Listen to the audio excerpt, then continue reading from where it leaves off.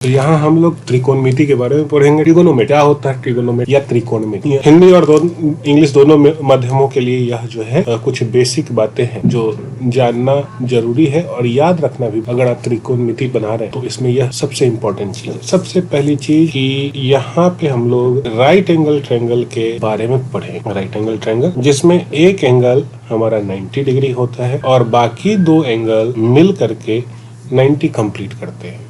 आपको पता है कि अगर कोई ट्रायंगल है तो उसके तीनों एंगल का सम जोड़ कितना होता है, 180 होता है। यानी angle A plus angle B plus angle C. Angle A B और सी को जोड़ेंगे तो कितना होगा, 180 होता है। अब यहाँ पे एंगल बी जो है 90 है, तो बाकी जो बच गया हमारा एंगल ए और एंगल सी, यह हमारा कितना हो जाएगा, 90 डिग्री का हो जाएगा। कैसे होगा, तो देखिए यहाँ पे angle A plus angle C is equal to 180 minus 90, that means 90 degree. चलिए अब इसमें कुछ टर्म है। यह जो साइड है, जो ट्रायंगल का सबसे बड़ा साइड होता है, उसको हम लोग क्या कहते हैं, हाइपोटेनस के। पहला क्या हो गया, हाइपोटेनस। जो लॉन्गेस्ट साइड होता है राइट एंगल ट्रायंगल में। दूसरा बेस और तीसरा परपेंडिकुलर। इसको P लिखेंगे और इसको B लिखेंगे, यानी H, P और B। अब ये तो फिक्स हो गया कि ये हमेशा लॉन्गेस्ट साइड होगा। जो तिरछा वाला लाइन होता है 90 डिग्री के ठीक सामने होता है, वही हमारा क्या होता है, लॉन्गेस्ट साइड होता है। अब बेस और परपेंडिकुलर की बात आती है, तो अगर आप इस एंगल के बारे में पढ़ रहे हैं, ये एंगल सी एंगल के बारे में अगर आप पढ़ रहे हैं, तो सी एंगल से जो लगा हुआ है, मतलब सी एंगल जिस पे खड़ा है, उसको हम लोग क्या कहेंगे, बेस कहेंगे। और उसके सामने वाले को क्या कहेंगे, परपेंडिकुलर कहेंगे। ठीक है। लेकिन अगर हम लोग ए एंगल, मतलब कि फॉर एंगल ए बेस कौन होगा और परपेंडिकुलर कौन होगा, बेस कौन होगा और परपेंडिकुलर कौन होगा, तो यहाँ पे देखिए एंगल ए ये है और इससे लगा हुआ साइड कौन है, ये है।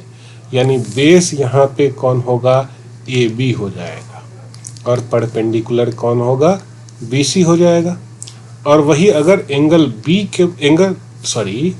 सी के बारे में पढ़ें हम लोग, यह एंगल यहाँ पे एंगल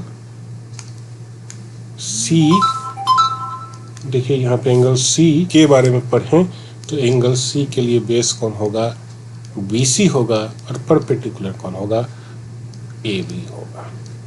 यानी बेस और परपेंडिकुलर हमेशा फिक्स नहीं होगा, उसका वैल्यू हमेशा चेंज होता रहेगा, क्योंकि हमारा जो ऑब्जर्वेशन का पॉइंट है वो बदल रहा है, इसलिए परपेंडिकुलर और बेस हमारा बदलता रहेगा। चलिए ठीक है।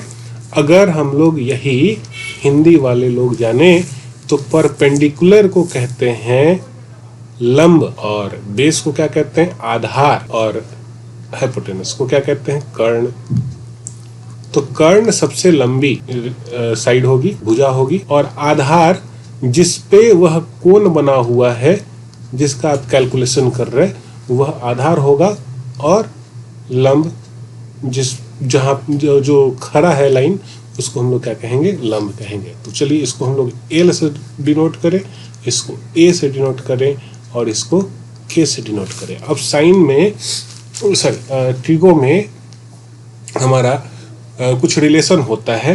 कितने रिलेशन होते हैं, तो इस एंगल का और दो साइड का, फिर इस एंगल का, फिर दो साइड का, ये रिलेशन होता है। तो 6 रिलेशन होता है।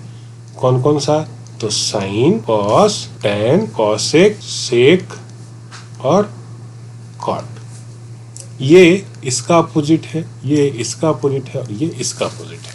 मतलब कि sign is equal to 1/cosec या cosec is equal to 1/sin। यहाँ पे थीटा हम लोग रिप्रेजेंट, क्योंकि जिस एंगल के बारे में हम लोग पढ़ेंगे उसके लिए हम लोग थीटा रिप्रेजेंट करेंगे। ओके, चलिए अब उसी तरीके से cos theta is equal to 1/sec theta और sec theta is equal to cos theta. इसी प्रकार से tan theta is equal to 1/cot theta और cot theta is equal to 1/tan theta. चलिए, ये तो हमारा एक दूसरे का अपोजिट हो गया, इस तरीके से हम लोग याद कर सकते हैं। अब चलिए कुछ और चीज, अब क्या रिलेशन होता है ये परपेंडिकुलर, बेस और हाइपोटेनस के बीच इन रेशियो के लिए, तो देखते हैं। तो सबसे पहले अगर आपको याद नहीं रहता है तो आप इसको याद रखें, पंडित भोला प्रसाद हरि हरि बोल। अगर आप इंग्लिश मीडियम के हैं तो आप ये फॉर्मूला याद रखिए। क्या करना है, तो देखिए यहां से स्टार्ट करना, यहां से साइन, कॉस, टैन, इधर से स्टार्ट करेंगे कॉट, सेक और कॉसेक। देखिए क्या होगा, sine theta is equal to P से परपेंडिकुलर और एच से हाइपोटेनस। कॉस के लिए बी से बेस, एच से हाइपोटेनस। टैन के लिए पी से परपेंडिकुलर और बी से बेस। ये हो गया। इसी प्रकार नीचे वाले रेशियो को हम जाने, cosec theta is equal to H by P, sec theta is equal to H by B और cot theta is equal to B by B. ये याद रखेंगे। अब यहाँ से तो ये याद हो गया। चलिए, अब हिंदी वाले लोग कहें कि भाई ये तो पंडित भोला प्रसाद से तो इंग्लिश वाले लोग याद कर लेंगे परपेंडिकुलर, बेस, हाइपोटेनस। आपके लिए भी है लाल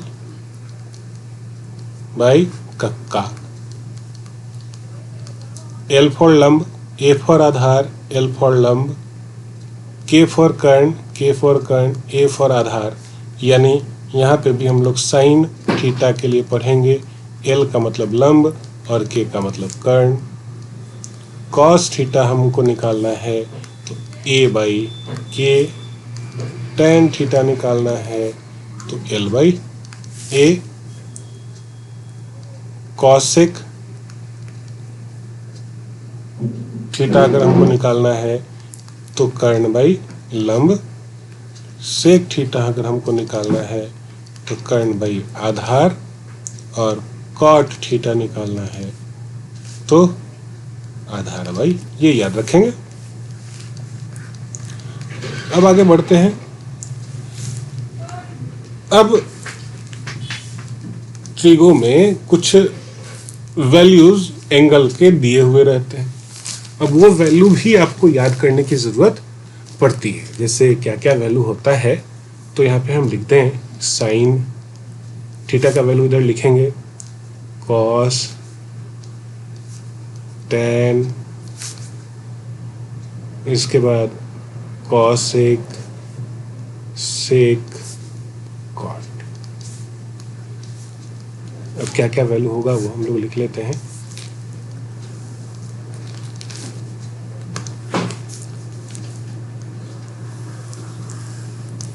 यहाँ पे लिखें 0 डिग्री,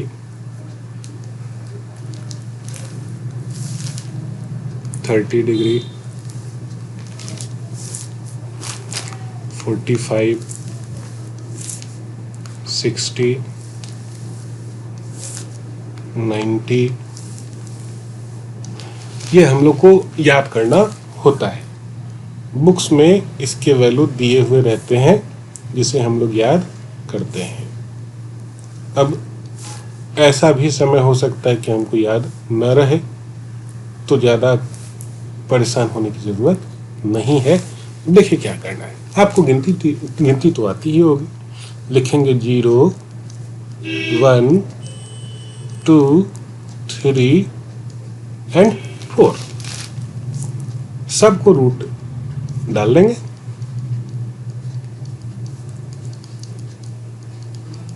और सब में 2 से डिवाइड कर देंगे।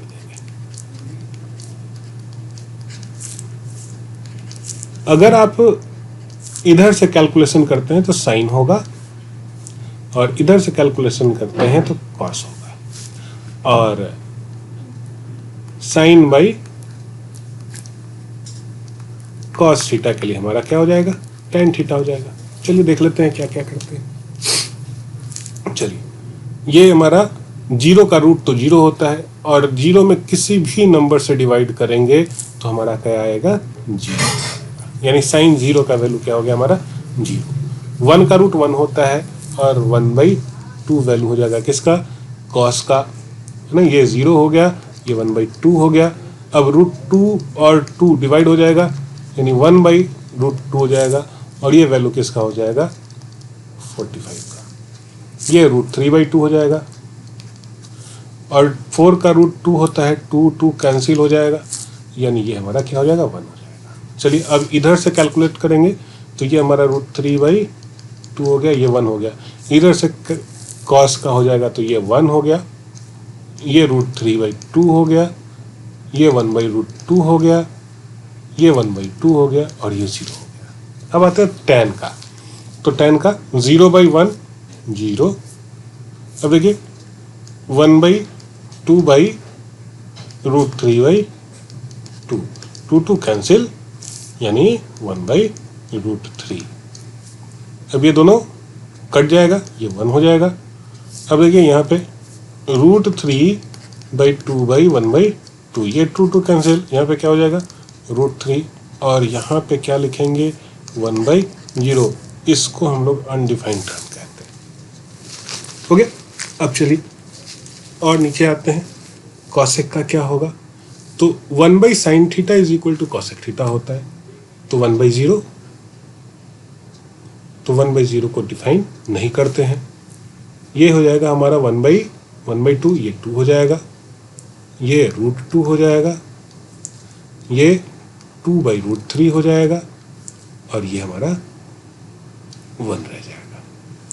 इसी प्रकार से इसमें ये हमारा क्या हो जाएगा, 1 हो जाएगा, ये 2/√3 हो जाएगा,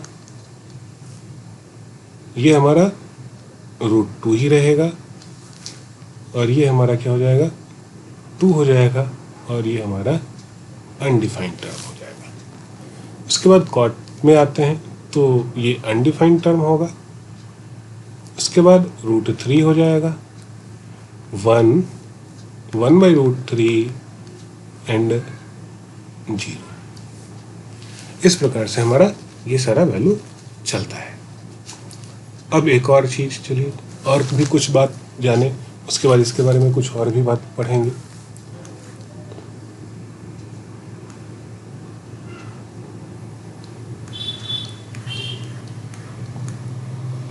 अब आप क्वाड्रेंट तो जानते ही होंगे, पाद क्वाड्रेंट कहते हैं उसको। 4 क्वाड्रेंट होते हैं। कैसे 4 क्वाड्रेंट होंगे, तो एक सर्किल में टोटल 360 डिग्री का एंगल होता है। हम लोग यहाँ पे जब भी पढ़ते हैं तो एक 90 डिग्री होना चाहिए, यानी 360 में कितने 90 डिग्री होते हैं, तो 4 अगर 90 डिग्री करें तो 360 हो जाएगा, यानी एक क्वाड्रेंट हमारा 90 डिग्री का। तो इधर 90, इधर 90, यहाँ 90 और यहाँ 90, टोटल कितने 90, 4 90। तो ये हमारा क्या होता है, फर्स्ट क्वाड्रेंट, ये सेकंड क्वाड्रेंट, ये थर्ड क्वाड्रेंट, और ये हमारा फोर्थ क्वाड्रेंट। यानी फर्स्ट क्वाड्रेंट का वैल्यू 0 to 90, यहाँ पे 91 to 180, यहाँ 180, 270, 270, 360। ये इस प्रकार से हमारा चलता है। अब ये हमारा फर्स्ट क्वाड्रेंट हो गया। अब इसमें भी हमारा कुछ टर्म आता है। क्या टर्म आता है वो जाने। टर्म क्या आता है, तो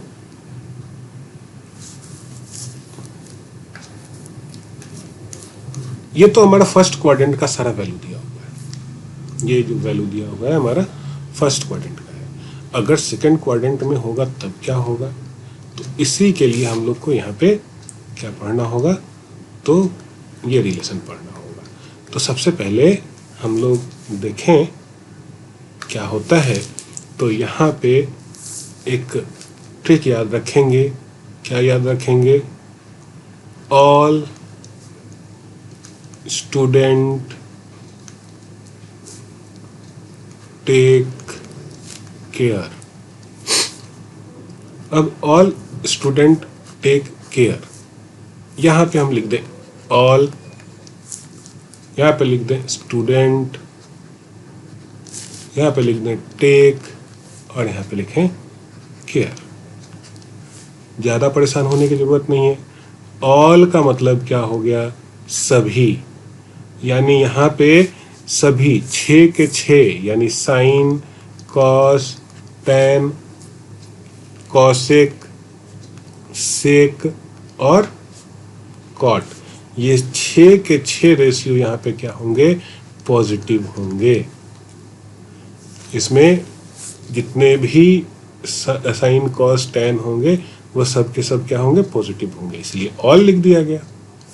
अब स्टूडेंट, स्टूडेंट का पहला लेटर एस होता है, यानी एस से क्या होता है, साइन होता है, तो साइन यहाँ पे क्या होगा, पॉजिटिव होगा।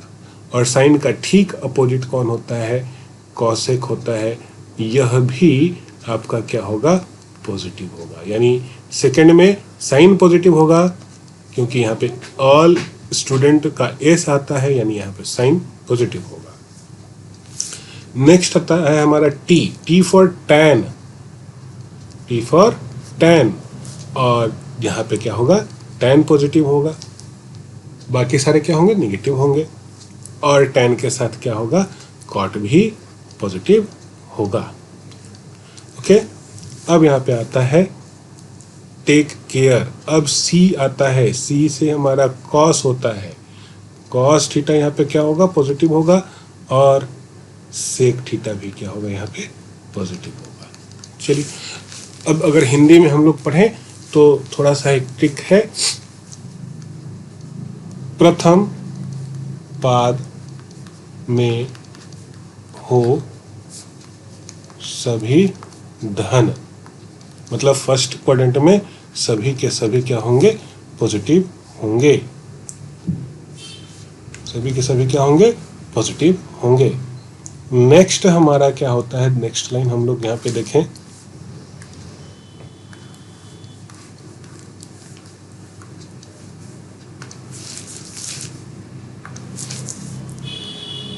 दूजे ज्या धन होए, ज्या का मतलब होता है साइन, ठीक है, दूजे क्या होगा, ज्या धन होगा, यानी साइन पॉजिटिव होगा। नेक्स्ट हमारा आता है तीजे स्प और चौथे पूज्या, बाकी सब ऋण होए, मतलब स्प का मतलब होता है स्पर्श, टैन, टेंजेंट, और कोज्या का मतलब होता है कोसाइन, कॉस। देखिए, फर्स्ट क्वाड्रेंट में ज्या धन होए, यानी फर्स्ट क्वाड्रेंट में साइन पॉजिटिव होगा, सेकंड में फर्स्ट क्वाड्रेंट में सारे के सारे क्या होंगे, पॉजिटिव होंगे, सेकंड में फर्स्ट में साइन पॉजिटिव होगा, कॉस भी पॉजिटिव होगा, और टैन भी पॉजिटिव होगा। सेकंड में केवल साइन पॉजिटिव होगा, और साइन का जो अपोजिट है वो कॉसेक भी पॉजिटिव होगा। थर्ड क्वाड्रेंट में हमारा टैन पॉजिटिव होगा, और टैन के साथ कॉट भी पॉजिटिव होगा, और फोर्थ में कॉस पॉजिटिव होगा और कॉस के साथ हमारा सेक भी पॉजिटिव होगा। चलिए ठीक है। अब आते हैं फिर से ऊपर जहाँ पे हम लोग छोड़े थे ये वैल्यू।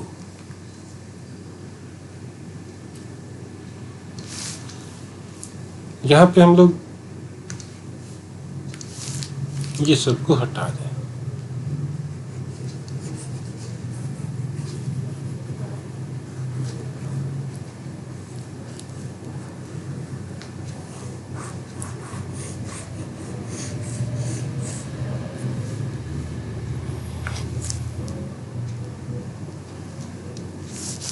अब 90 के बाद हम लोग आते हैं 120, 120 के बाद आएंगे 135, 150, 180, 210, 225, 240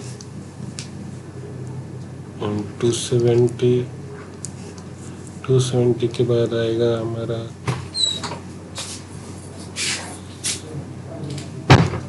300, 315। ठीक है। चलिए यहाँ पे हम लोग देखें क्या होगा।